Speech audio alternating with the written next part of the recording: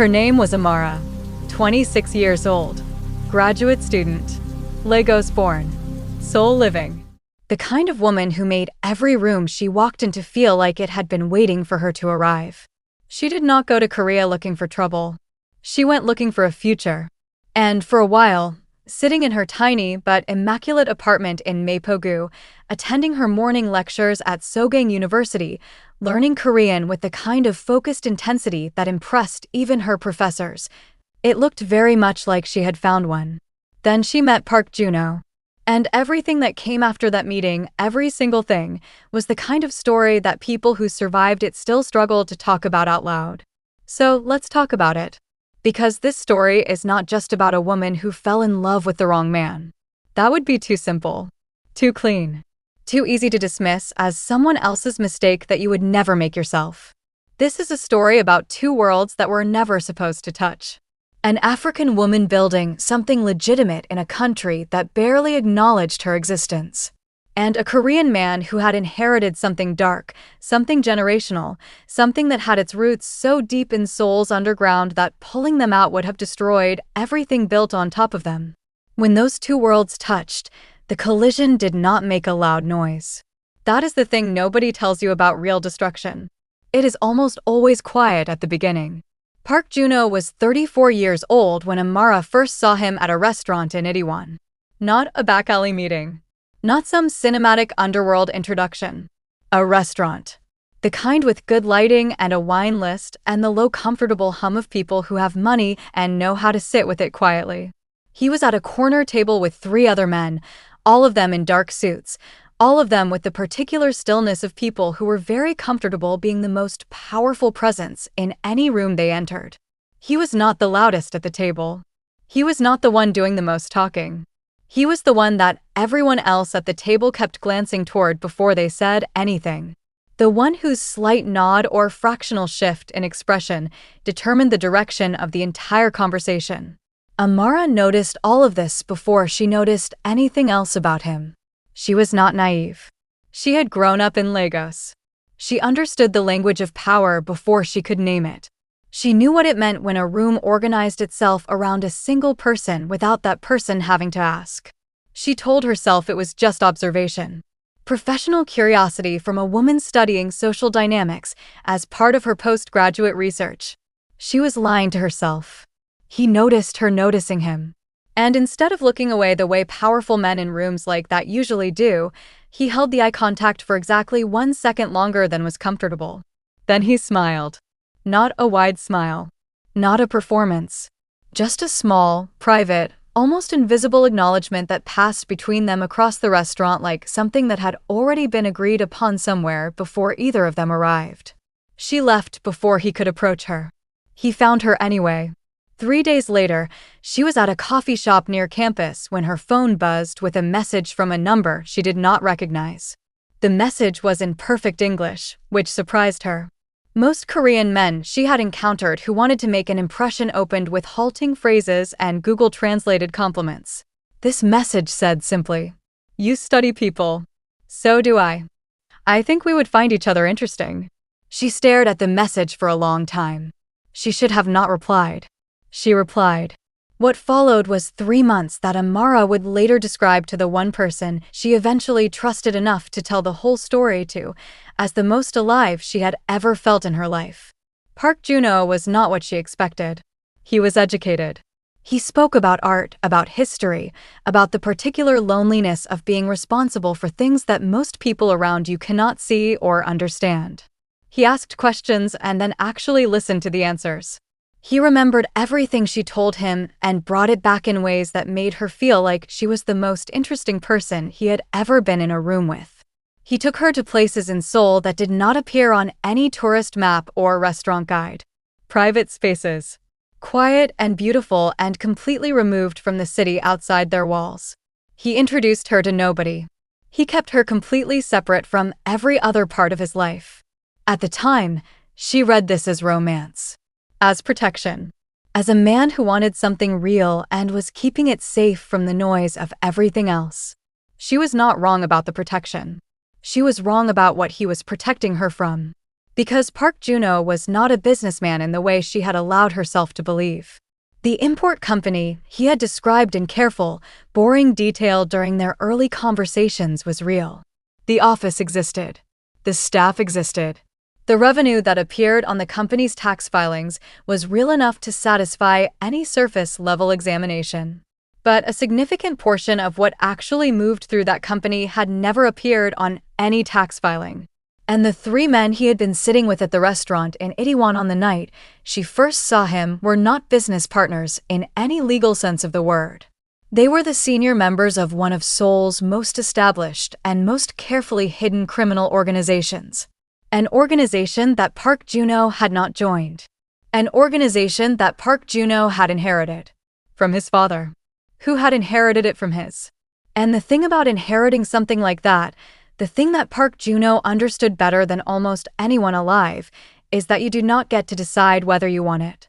It simply becomes yours. Whether you are ready or not. Amara found out the truth the way most people find out things that were being deliberately kept from them. Not through a dramatic confrontation. Not through a confession delivered in the rain outside some cinematic Seoul landmark. Not through a private investigator or a concerned friend or an anonymous tip. She found out through a sound. It was a Tuesday evening. For months into whatever it was they had between them. She had fallen asleep on the couch in Juno's apartment, a place she had quietly begun to think of as partially hers, the way you do when someone makes you feel welcome enough and long enough that your guard comes down completely without you noticing it happening. She woke up to voices. Juno was in the next room. The door was not fully closed. He was speaking in Korean, which she understood well enough by that point to follow the shape of a conversation even when she could not catch every word. The tone was what woke her fully. Not angry. Not raised. Something worse than both of those things. Cold. The kind of cold that is not an absence of heat, but a deliberate suppression of it. The kind of cold that people learn when they have had to make serious decisions in front of other people for a very long time and cannot afford to let anything show on the surface. She caught fragments. A name repeated several times that she did not recognize. A number that was large enough to make her sit up straighter, even half asleep. And then one sentence, delivered in a quiet and completely final tone, that she understood with total clarity. She did not move. She did not breathe loudly. She lay exactly where she was with her eyes open in the dark, and she listened to the man she had been falling in love with for 4 months become someone she had never met before. When he came back into the room, she pretended to still be asleep. He stood in the doorway for a moment. She could feel him looking at her. Then he went to the kitchen, and she heard the quiet domestic sound of him making tea, and she lay there in the dark thinking about the sentence she had heard and understanding that her life had just divided itself cleanly into before and after. She did not leave that night. This is the part of the story that people always struggle with. Why didn't she just leave? She heard enough. She was smart enough. She had her own apartment, her own scholarship, her own life that existed completely independently of Park Juno and everything attached to his name. But here is what those people do not understand about the position Amara was now in. Leaving was not simply an emotional decision. It was a calculation. And the calculation had variables that most people sitting safely outside the situation would never think to account for. She was an African woman on a student visa in South Korea. A country where her legal right to remain was tied to her university enrollment and the continued goodwill of an institution that could withdraw its support for reasons as minor as a complaint from the wrong person. She had no family in Korea. She had friends, but none close enough to absorb the kind of trouble that she now understood could follow her if she moved wrong. And she had been seen. With him. In places. By people. People who now knew her face and her name, and exactly where she attended university, and exactly where she lived. Leaving was not the question. The question was how to leave without becoming a problem that needed to be solved. She spent 2 weeks performing normal, laughing at the right moments, sleeping beside him without letting her body go rigid with the effort of pretending, asking about his day and listening to the edited version he offered and responding as though she believed every word of it. She was brilliant at it. Later she would say that those 2 weeks taught her more about herself than anything else in her life had. That she had reserves of stillness inside her that she had never needed to access before. While she performed normal on the surface, she was moving underneath it. Small things. The kind of things that do not register as departure until the departure is already complete. Important documents shifted to her university locker. A conversation with a professor about research opportunities in a different city. A quiet email to a cousin in London that said nothing alarming but established a thread of contact that had not existed before.